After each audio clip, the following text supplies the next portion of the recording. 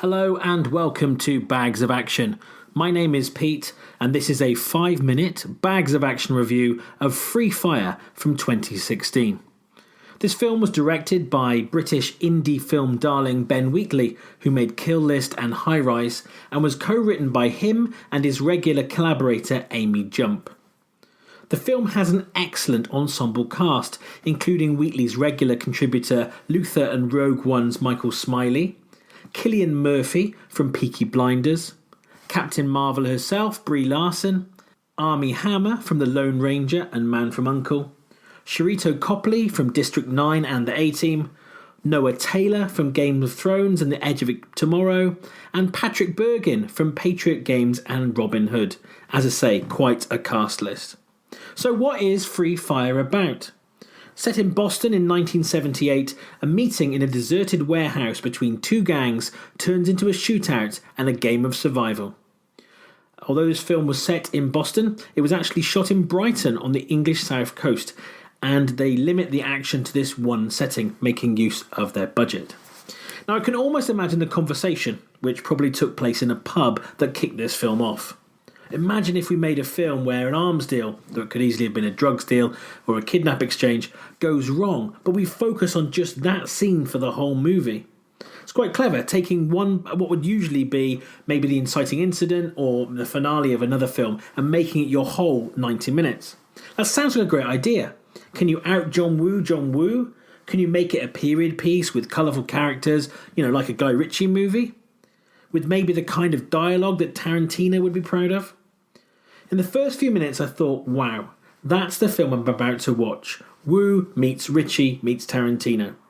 It's going to be amazing, but sadly, it doesn't really live up to the sum of those potential parts. I really wanted to like this movie more. I was an obsessive Tarantino fan as a teen, with Reservoir Dogs posters on my university bedroom wall, and I like films that blend crime-based action with an arty feel and a witty script. Free Fire is an odd movie. It's a bit like the plays I used to improvise with friends in drama club at school, where you're just running around shooting each other. The opening scenes of the gangs talking to each other had the potential to be very funny. For me, though, quite a few of the lines fell flat or felt forced, like a list of jokes and phrases they'd been waiting to put into the mouths of a character. Now, if it isn't the witty script that makes me love an action movie, then it tends to be the characters and some kind of emotional connection with them. The stakes are high here. Everyone is at risk of dying, and there isn't a Predator-style acting hierarchy that means you can plot out who gets killed in what order. But I didn't really care about any of the characters. They're all a little bit two-dimensional. So when they were being shot or shooting each other, or when the film's most gruesome death takes place, I just kind of shrugged my shoulders.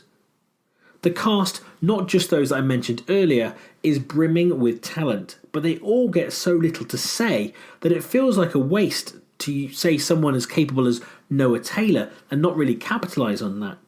For me, the cast is too big, the relationship's confusing, and despite the film looking great, the wardrobe and makeup and cinematography in particular are excellent, ultimately it's a bit of a so what film, because I didn't care.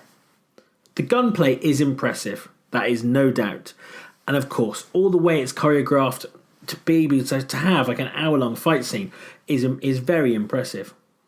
But I kind of found myself appreciating the filmmaking process and thinking about it rather than ever being truly swept along by the film or the characters. An hour-long shootout is something you don't really see on film, but perhaps there's a good reason for that. I'm an action film devotee, and on paper I'm the exact audience for this movie, but I actually ended up being bored for long chunks, until they kind of kicked it up a gear when people left the main floor of the warehouse near the end and the finale. This is the first Ben Wheatley film I've seen, and from what I've read, this was a conscious move towards mainstream filmmaking. But whatever magic he has seems to have been lost here, and with all those ingredients I mentioned earlier, I'm kind of scratching my head as to why. So with all that considered, I'm going to give Free Fire 2 bags of action out of 5. 1 bag for the story, and 1 for the fact that they actually managed to pull this premise off. Have you seen Free Fire?